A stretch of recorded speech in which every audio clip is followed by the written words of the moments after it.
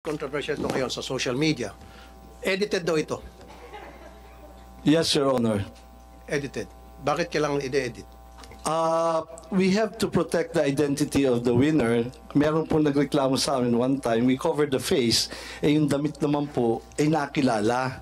So, nagreklamo siya, sana naman daw po, wag ipakita naman po yung damit. So, yan po ang reason niyan, and I agree, it's a very poor editing, pero the objective is to conceal the clothing na ma-identify sa kanya. So, ibig sabihin, so inamin nyo, inedit to, pinalitan yung clothing. Opo.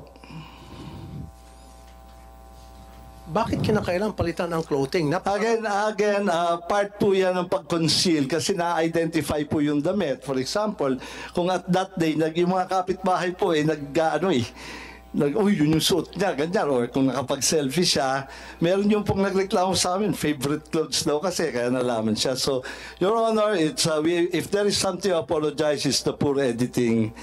But I think it has served its purpose of concealing the identity, Your Honor. So, at least inamin nyo, ayan, marami kasi mga nagtatanong, nagsabi, purang pagka-edit. I'm So, sorry, inamin nyo, we're not very good at editing the clothes. Pero yung tao hindi edited. Hindi po, totoo po Tunay yan. na tao to. Tunay na tao po yan. Okay. So, kaya sabi ko mamaya sa executive session, gusto ko malaman niya, identity nitong taon to, pati yung nanalo sa 690 million.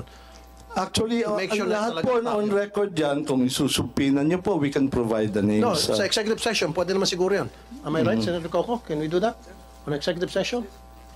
Yes, Mr. Chairman, let's make it a strictly executive session. Yes. Na, even on the part of the Senate, limitado yung mag-a-attend at saka identified natin. And then, of course, kami, liability na namin yung kami pang source ng leakage. So. Like I said, Mr. Robles, kasi nga po, may clamor na malaman yung katotohanan. Kasi marami sa mga mananayan nagsasabi, yung nanalo ng 690 million, hindi raw yung legit na mananaya, kundi galing doon sa tropa niya. I'm sorry, I'm gonna repeat this again. Yung pong kumakalat na balita, galing doon sa tropa niyo, nag-invest ng 30 million para makuha nga itong 690 million.